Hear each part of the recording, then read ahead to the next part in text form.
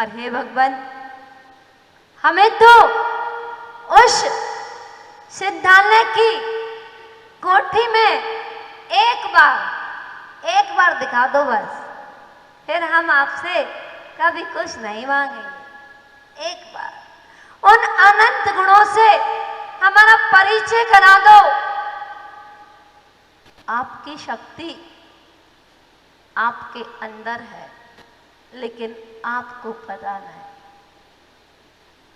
आपके अंदर बहुत शक्ति है, आप अपनी शक्ति को पहचानो, पहचान करो। मैं छोटे से एग्जाम्पल से बताती हूँ आपकी शक्ति।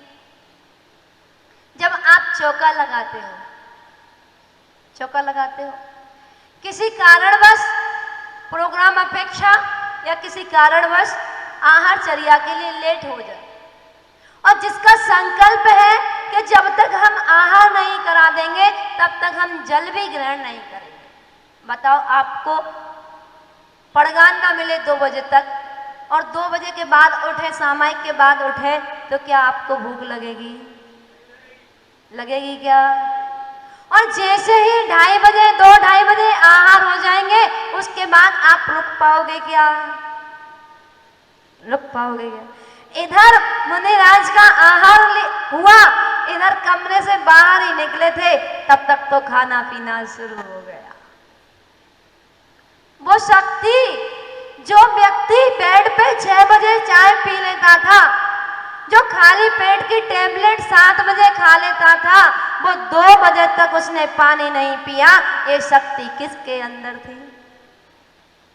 आप लोगों के। आप कहते हो गर्मी सहन नहीं होती, और जब जिन महाराज जी माता जी के नियम होते हैं कि पंखा नहीं चलाना, उस चौके में आप पसीने से ऊपर से नीचे तक बह रहे हो, आपको गर्मी नहीं लगती। और जैसे ही महाराज जी माता जी चौके से बाहर जाते हैं, तुरंत एसी कूलर पंखा चालू हो जाता। कहाँ गई वो शक्ति? आप, वो शक्ति किसके पास थी? आपके पास। पर आपका मनोबल, आपकी भावनाएं, आपके मन में भाव चेंज थे। अभी आहार चल रहे हैं, अभी पंखा नहीं चलेगा, तो आपकी गर्मी दूर हो गई, आपकी भूख प्यास दूर हो गई, और जैसे ही साधु गए वैसे ही वापस आ गए। चलते हैं उस सर्दी की ओर, उस भयंकर सर्दी। आगरा में तो बहुत सर्दी पड़ती है, गर्मी भी बहुत पड़ती है, सर्दी भी बहुत पड़ती है, हाथ गल जाते हैं पूरे। गैस भी नहीं जलती होगी आप लोगों से, इतनी सर्दी। और उस भयानक सर्दी में आपके नगर में चौका लग रहा है। उस चौके में अगर आप छू गए, और छूने के बाद आपने ड्राई करे हुए कपड़े गीले पहन लिए, तो भी आपको सर्दी नहीं लगती। और कहा 1 मिनट भी हीटर के बिना नहीं रहते, 1 मिनट भी कंबल उस गर्म कपड़ों के बिना नहीं रहते। जब तक मन की सोच थी कि हमें चौके में जाना है, ना सर्दी लग रही थी, ना गीले कपड़े दिख रहे थे, ना हवा लग रही थी, कुछ भी दिखाई नहीं दे रहा था। और जैसे ही साधु के आहार हुए, वो जल्दी कर लो ठंड लग जाएगी। जब आहार करा रहे थे तब ठंड नहीं लग रही थी उन गीले कपड़ों में, और जैसे ही आहार हो गए मानसिकता चेंज हो गई, जल्दी बदल लो नहीं तो सर्दी लग जाएगी, सर्दी बैठ जाएगी, जुकाम हो जाएगा। ये मन की भ्रमता, मन का शोर। आपके अंदर भी बहुत शक्ति है, आप अपनी शक्ति को पहचानते नहीं। आप अपनी शक्ति को जब भक्ति में डाइवर्ट कर देते हो, आप अपने मन को प्रभु के गुणगान में डाइवर्ट कर देते हो, तो आपके पूर्व के बंधे हुए कर्म क्षय होते चले जाते हैं, और पुण्य का संचय इतना हो जाता है, वो इतना हो जाता है कि एक ना एक भव में एक ना एक दिन वो स्वधर्म इंद्र और स्वधर्म इंद्राणी का पद साक्षात प्राप्त हो जाता है।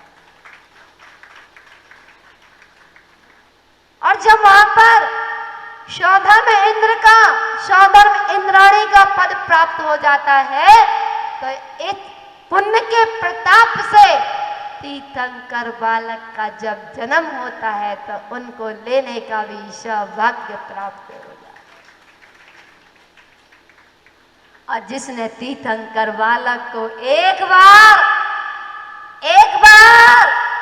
अपने हाथों से स्पर्श कर लिया फिर तो उसका मोक्ष निश्चित है। वो स्वधर्म इंद्राणी, वो सची इंद्राणी कितनी पुण्यशाली होती है, कितनी पुण्यशाली होती है। सबसे पहले दर्शन स्वधर्म इंद्र को नहीं होते क्योंकि गर्भगृह में पुरुषों का जाना निषेध है। वो स्वधर्म इंद्र से भी ज्यादा पुण्यशाली वो सची इंद्राणी हुआ करती है। जिस समय बालक को लेती है उसी समय वो स्त्री पर्याय का छेदन हो जाता है और मोक्ष चली जाती है। जितना समय स्वधर्म इंद्र का काल है उतने काल में तो 40 नील स्वधर्म इंद्राणी मोक्ष चली जाती। हे भगवान, आपकी महिमा को कौन गा सकता है? वह स्वर्ग के देव भी आपकी महिमा को नहीं गा सके। वो सर्वार्थ सिद्धि के देव जहां एक चर्चा को दोबारा नहीं करते 33 सागर तक अलग अलग धर्म चर्चाएं होती रहती है। कितना अगाध ज्ञान भरा होगा, उसके बाद भी वो आपकी महिमा को नहीं गा सकते क्योंकि आप अनंत गुणों के भंडार हो। हे भगवान, आपकी महिमा को कौन गा सकता है? जब यहाँ जरासी भक्ति करने में आनंद आता है तो वह समूह शरण में जब दिव्य ध्वनि खेल रही होगी उस सिद्ध शिला में एक माही अनेक राजे, एक माही अनेक राजे, एक सिद्ध भगवान जहाँ विराजमान हो जाते हैं वह अनेकों सिद्ध भगवान विराजमान हो जाते हैं, फिर भी एक दूसरे से टच नहीं होते। और हमारे यहाँ ओ भैया जी हमारी सीट है, कुर्सी पे भी नाम लिखा होता है, टेबल पे भी नाम लिखा होता है, सीट पे भी नाम लिखा होता है। तुम्हारा नाम सीट पे लिखा है इसीलिए तो तुम संसार में भ्रमण कर रहे हो। उन्होंने अपना नाम हटा दिया इसलिए तो वो सिंहासन से 4 अंगुल ऊपर अधर में विराजमान। उन्होंने अपने नाम को सार्थक कर लिया, पूज्य बना लिया। वो स्वर्णमयी सिंहासन, वो रजतमयी सिंहासन मिलने के बाद भी उसको स्पर्श नहीं किया और हम प्लास्टिक के स्टूल कुर्सी को भी नहीं छोड़ते हैं। सोचो, विचार करो कैसे हमें सिद्धालय की यात्रा होगी। अंदर भक्ति ठान लो, जिसने ठान लिया वह जीत गया और जिसने मान लिया वो हार गया। मान लिया हमारे बस की नहीं है, इतनी देर तक कौन भूखे रहे, कौन इतनी मेहनत करे, हार गए। जिसने ठान लिया हम करके ही दिखलाएंगे, हम प्रभु के जैसा बनकर ही दिखलाएंगे। जैसी उन्होंने तपस्या करी है हम भी तपस्या करेंगे। ये मन में एक बार भाव तो बनाओ, एक बार भाव बनाओ। जब भाव नहीं बनाओगे तो कैसे उस कार्य को कर पाओगे? प्रत्येक दिन सुबह शाम एक बार भावना भाया करो, हे भगवान अनादिकाल हो गया इस संसार परिभ्रमण करते करते, अब मुझे और संसार परिभ्रमण नहीं करना। हे भगवान एक ही प्रार्थना है, दिन रात मेरे स्वामी ना ये भाऊं, देहांत के समय में तुमको न भूल जाऊं। क्या कह रहे? हे भगवान दिन रात मेरे स्वामी मैं भावना ये भाऊं। कब कब भा रहे? दिन रात 24 घंटे यही भावना भा रहे हैं। हे भगवान जब भी मेरा शरीर पूरा हो, जब भी देहांत का समय आए, मैं आपके नाम को ना भूल जाऊं। और हम कितनी बार भाते हैं, हम तो आते हैं प्रभु को सुना जाते हैं, दिन रात मेरे स्वामी मैं भावना ये भाऊं, देहांत के समय में तुमको ना भूल जाऊं। रटना तोते की तरह, शिकारी आएगा जाल बिछाएगा, फंसना नहीं, फिर भी फंस जाते हो। सोचो सोचो विचार करो। कम से कम हम दीक्षा नहीं ले सकते, कम से कम हम मुनि राज नहीं बन सकते, कम से कम हम आरिकाएं नहीं बन सकते, कम से कम हम प्रतिमाधारी नहीं बन सकते, तो क्या रात्रि भोजन का भी त्याग नहीं कर सकते? क्यों सौधर्मेंद्र जी? वो स्वर्ग का सौधर्मेंद्र वो रात्रि भोजन नहीं करते हैं, वो तो भोजन ही नहीं करते। और हमारे यहाँ के सौधर्मेंद्र अगर रात्रि भोजन करते हो तो प्रयास करना इससे बच जाए।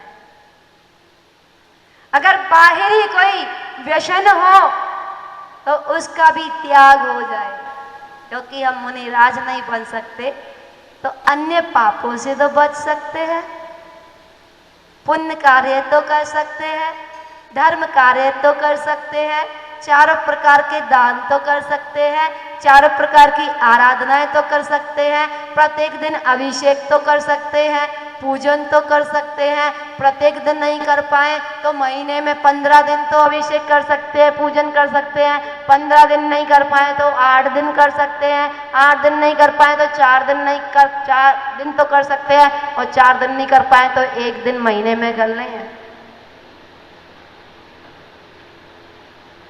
और 1 दिन भी नहीं कर पाए तो पानी लेना और स्नान कर लेना। अगर महीने में 1 दिन भी अभिषेक संभव नहीं है, पूजन संभव नहीं है, तो इतना पानी लेना, कहते ना, क्या कहते हैं, और स्नान कर लेना। हम क्यों बोले तुम्हारे वाले शब्द? हम तो अच्छे शब्द बोलेंगे ना। आप तो भगवान के पास जाते हो और कहते हो भगवान लो मुट्ठी और 2 छुट्टी।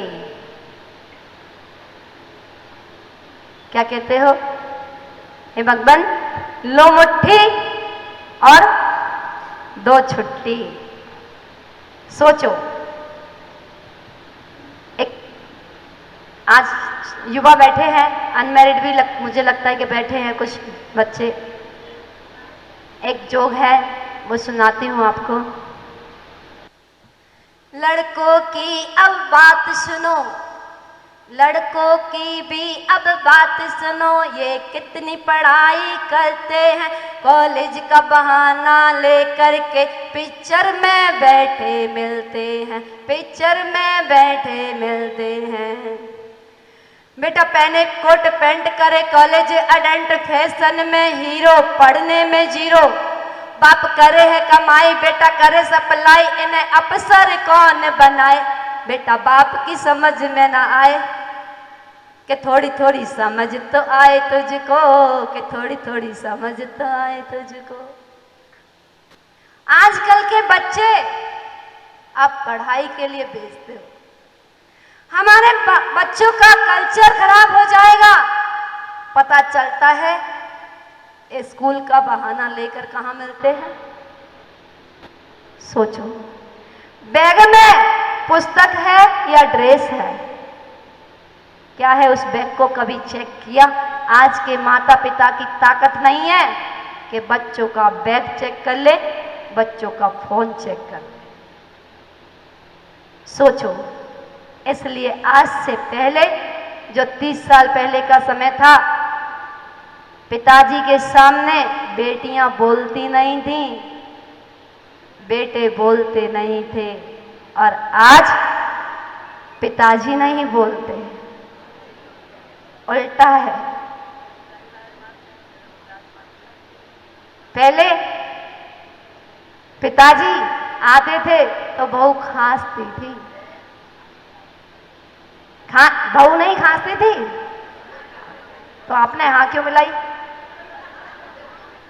ससुर जी खांसते थे या बहू खांसती थी?